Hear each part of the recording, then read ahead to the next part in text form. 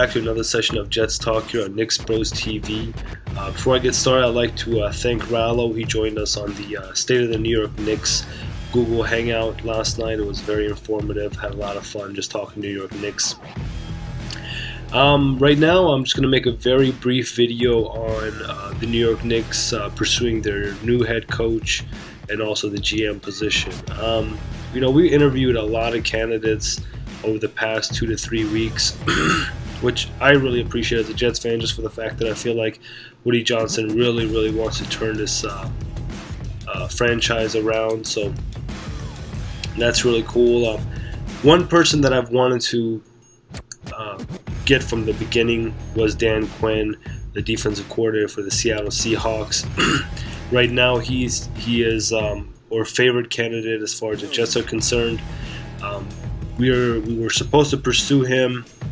If the Seahawks lost their game, there's an article that's out that they're going to fly out as soon as the Seattle Seahawks lose their playoff game. But right now, they seem like they're going strong to the playoffs and maybe even to the Super Bowl. So that really worries me, just for the fact that I want to make sure if there's any type of verbal agreement, or if there is any type, I don't want him to change his mind if he is considering the New York Jets. I feel like Dan Quinn, with his past experiences, he used to also be a coach for the New York Jets during the Herm Edwards days. So I really would like to see him. I think if we acquire him, I don't want to say it's going to be a step up from Rex Ryan. It's not going to be a step down either. It's going to be, I think he's going to be a right guy for the job. So I'm not saying, Seahawks fans, that I'm rooting for your team to lose, but I am saying that. Nothing against you guys. I just want to be able to get my head coach for my franchise. So now, with that being said, let's talk about us not pursuing Doug Marrone. I thought that was a really wise decision. There's something with Marrone that I just can't trust. Maybe it was just the way he split up the Buffalo Bills, just out of nowhere.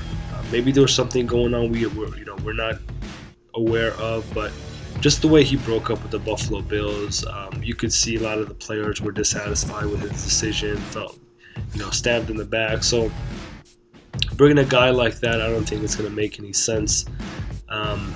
But I do think he was going to be a good positive note to our offense. But just the way he did what he did, I lost respect and trust for him. So I'm really happy we're not acquiring Doug Marrone. Now, I do want to touch base a little bit on Rex Ryan and Rex Ryan's decision to the Buffalo Bills. I know the contract that they offered him was a significant amount. But one thing I do want to state as far as Rex Ryan's concerned, I feel like I have room to talk about it since he used to be our previous coach, is that he put himself back in the same position that he was with the New York Jets. He went to a team that has a very good defense, has a lot of star players on the defensive side. Obviously, for the New York Jets, we didn't have that well of a defensive backs, but overall, we had a really good defense, especially our front four. So he put himself back to a place where I feel like he's comfortable in. Going to a place that has a good defense, he's definitely going to make that defense very solid. But he put himself in the same situation where he doesn't have a quarterback. Orton's not coming back. E.J. Manuel is a terrible quarterback. I put him on the same scale as Geno Smith. So to me, that wasn't a wise decision for him to go to the Buffalo Bills. The market there is going to be a little tougher. Not everybody wants to go to Buffalo. So I don't know. I don't think he did himself a favor. I think he put himself back in the same position. I think the best place for him to go was the Atlanta Falcons. Rex Ryan obviously cannot develop quarterbacks. We've seen it in the past 6 years he's been with the Jets.